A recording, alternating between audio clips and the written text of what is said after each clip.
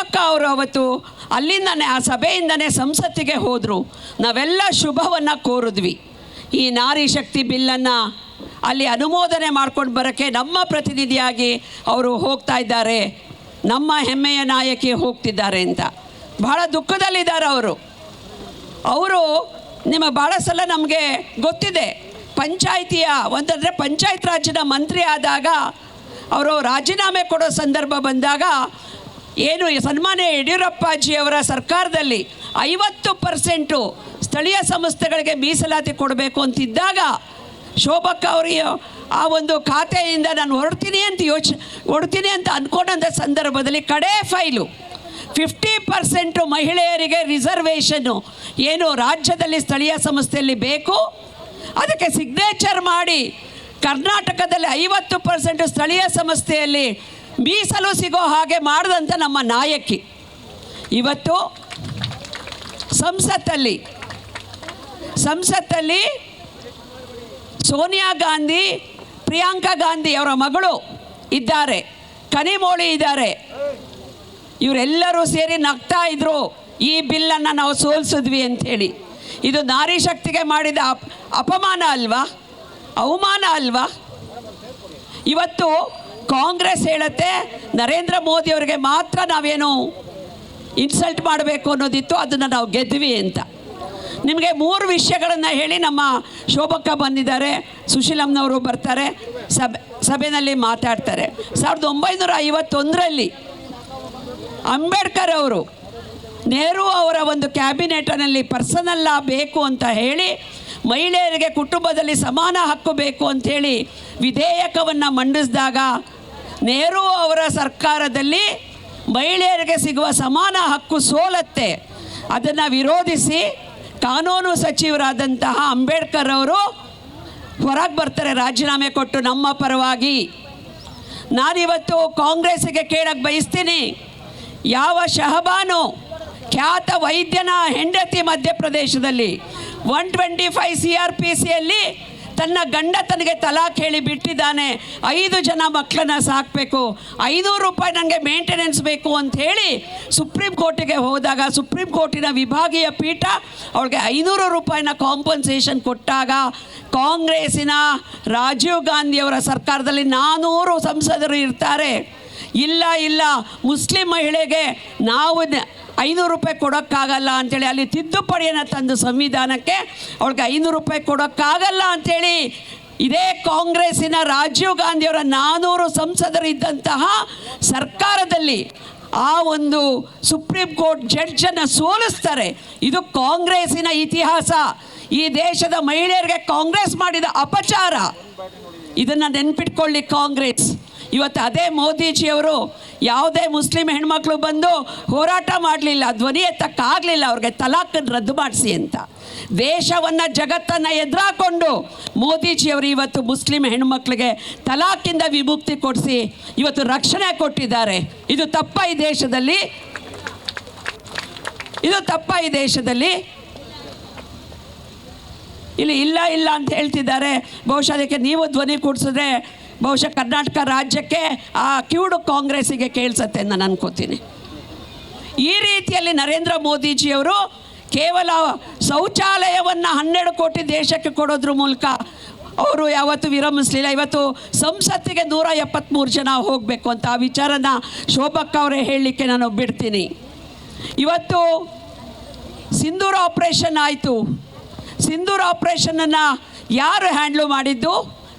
ಓಮಿಕಾ Singh, Sophia Qureshi ಮತ್ತು ಪ್ರೇರಣಾ ಅವರು.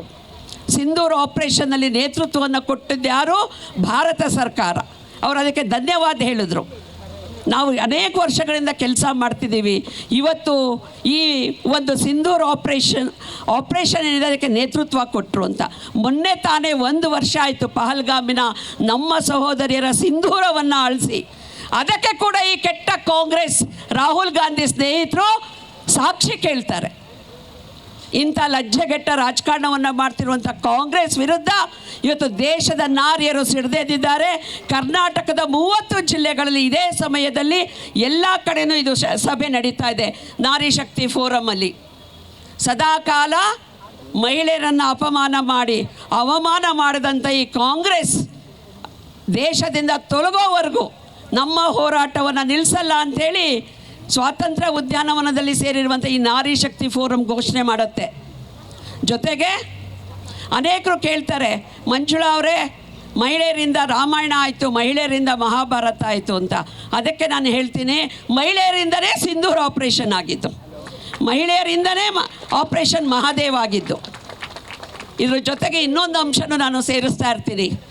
ಯಾವ ದೇಶದಲ್ಲಿ, ಭಾರತದಂಥ ದೇಶದಲ್ಲಿ ಎಲ್ಲಿ ಮಹಿಳೆಗೆ ಅಪಮಾನ ಆಗತ್ತೆ, ಅವಮಾನ ಆಗತ್ತೆ, ಅಲ್ಲಿ ಸ್ವತಃ ಶ್ರೀರಾಮಚಂದ್ರನೇ ಯುದ್ಧ ಭೂಮಿಗೆ ನಡೆದು ಬಂದ ಧರ್ಮಭೂಮಿ ಇದು.